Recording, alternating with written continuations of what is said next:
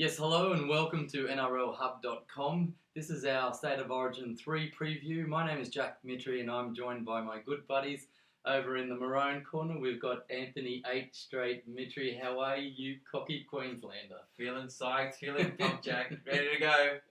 No trips to Forex Island or Clive Palmer Resort that we could you want to talk about? No, we're Queenslanders. We're not allowed to talk about that. No, you don't talk about anything. Of course you don't. And let's go to the blue corner. We've got Mr. Habitual Nude Selfie himself, Michael Bluey Edgar. How are you, Mick? Good, thanks, mate. We're feeling all pumped up, ready to go? Yes, found out this afternoon. I got a ticket for the game tomorrow night, so yeah, looking forward to being out there and watching the Blues create history, win a series for the first time since Twitter and Facebook. No, 8 Straight shaking his head in discontent. Okay, mate. Before we launch into Origin 3, let's go back and talk about Origin 2. Anthony, you had the pleasure of being there yourself. Can you describe the feeling in the atmosphere? Really hard to describe the feeling. Unless you're there, you don't know. I mean, Suncorp's already probably the best stadium in the world to watch footy at. I was scared for the Blues. I really, really was. There was just 52,000 screaming Queenslanders, screaming for blood, and they got plenty of it. Fantastic, yeah. And obviously every sinew in Cooper's Cronk body came together as a whole. As a whole, it was all came together as one. Yeah. Mick, the penalty count, especially in those first 17 minutes, a couple of crucial calls. The weight of possession went Queensland's way. At one stage, it was about 80-20. Do you think that was the deciding factor, those first 17 minutes, or do you think the Blues were just not good enough? No, I think the Blues were ambushed. Pure and simple. I think Queensland came out like New South Wales did in Game 1 and just got stuck into them. They had the 18th man with the crowd right behind them. I think it got into the heads of some of the more inexperienced Blues players, and they were intimidated. Pure and simple. I don't think you can go to the referees because it wasn't a close enough game to say that the decisions made by the officials impacted the outcome. Queensland were just too good on the day. It's pure and simple. And it wasn't a case of Shane Hayne was Barry Gomez or coming back to life. Statistics will tell you that was the 50th game in Queensland, and of the 50 games, New South Wales have only won the penalty count on 7 occasions. And in a way, you expect that to occur, but in a sense, New South Wales were fairly defenceless. They really couldn't do much about the tidal wave of possession, and I guess Queensland played extremely well. Yeah, I still think there's a psychological edge that Queensland have over New South Wales in tight situations, and New South Wales, at the moment, still aren't where Queensland are mentally. They don't know how to overcome adversity. They got close last year in Game 3, but in Game 2 they were just overawed, and I don't think, even if the penalty count had been turned around, Mitchell Pearce and James Maloney weren't up to the task of steering New South Wales to victory. Fafita didn't have the impact that he had in Game 1. Yep. So I think Queensland were ready for him. Yep. I have my thoughts on Gallen. He's not a winner. He's a good player, but he's never won a competition. So I even went back to check schoolboy. So he's never won the Commonwealth Cup, never won a premiership with fly grades at Parramatta or Cronulla, never won an Origin series. So I think it takes a bit of pressure off him not being there. You mentioned Paul Gallen. You look at the statistics when he plays for the Sharks, and when he plays, they win about 32% of the games, and when he doesn't, it's about 44%. So I guess that substantiates what you're saying in regards to Paul Gallen. Now, you mentioned Mitchell Pearce.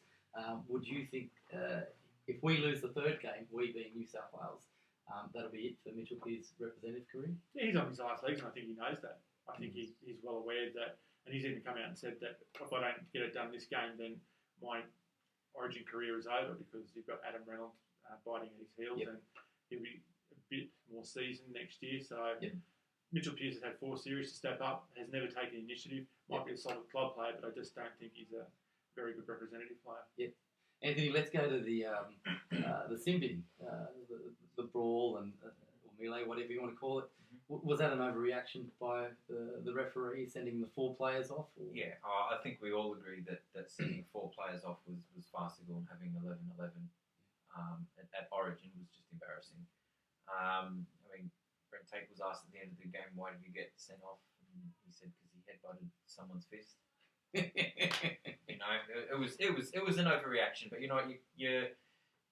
I kind of feel bad for the referees because they had all this pressure on them before Origin 1. Yep. No, sorry, after Origin 1. Yep. They then, the NRL brought in this no pansing rule. Yep. And now all of a sudden they take action and they've taken too much action. So I guess if we go back to Origin 1, Paul Gallen gets sin bin, there'd be no overreaction. We're not having this no one's talking about it. Absolutely. So that would have been a fair way to go. Apparently, someone said that Trent Merrin got sin bin because he threw a fairy punch and the Skies was very... got him pretty good, man. He cut him right open. Look, is there a bit of hatred between these teams? I mean, of course, it's Origin, but Look, it is Origin, and it's not NRL, and you've got to make a little bit of allowance. There's the combative nature of the game, and that's what people want to see, and that's what brings the audience up. Okay, let's move on from Origin to the scheduling. I want to talk about the scheduling of Origin. It's spanning an 8-week period. Effectively, it's interrupting the NRL competition. There's a lot of discussion as to what the solution should be, if any. You take, for example, the Bulldogs versus Storm last Sunday. I went to the game. There wasn't that atmosphere you'd expect if they were full. Both teams were, full strength. Yeah. You would have had a full crowd, and obviously television audiences would have been much higher as a result of that. Do you think the current scheduling is wrong? Let's start with you, Anthony. And if so, what would you do about it? Yes, it is wrong. Yes, the NRL has lost a lot of opportunities on getting bums on seats. It's the grand final rematch, in round 3, I think it was the first game in Melbourne. Unfortunately, the Dogs had lots of players out. I was actually at that game. It was still a great atmosphere, even if it was Melbourne. The return leg in Sydney should have had 30,000-40,000 people at that game. Supporting the Bulldogs, and unfortunately the scheduling of Origin really hindered that game. Yep. The NRL talks about, or Channel 9 will talk about, not wanting to lose ground to the other codes by not having any other sports, on a standalone Origin weekend, but we're losing it anyway. Who's going out to, or watching it on TV or going out to the games if their stars aren't going to be there? Yep. No. Yeah, Mick, I know Craig Bellamy came out in the media and offered a solution, which is very similar to what the rugby union did with the British Lions Tour. The Super Rugby competition was suspended effectively, and the 3-game series was run over 3 consecutive weeks. And that seemed to work. What are your thoughts on? Yeah, I like that idea. I think the scheduling this year, even as a Raiders fan, has been farcical. In a couple of weeks, there's a Channel 9 game between the Tigers and the Eels. Yep. And on the same weekend, the Roosters and the Raiders are playing at Allianz at 5:30 on the Saturday afternoon. Yep. To me, that's a joke. How do 2 teams who aren't going to make the finals justify a free-to-air match? So to me, that's just a continuation of what we have seen with Origin. Yep. The Melbourne Canterbury game is a perfect example. That should have been a marquee matchup between 2 of the best teams. Yet it was a sideshow to Origin. Yeah. So it really took away from what should have been something to be excited about. Whereas, unless you're a diehard, most people really didn't go out there and get into it. Yeah, look, there are a lot of stakeholders. Obviously, the television networks who pay the big money, they obviously have a big say in it. Then, obviously, the clubs themselves are weakened because of the Origin competition. Clubs such as the Storm, for instance, and even the Roosters to a lesser extent. But is the real loser here the fan?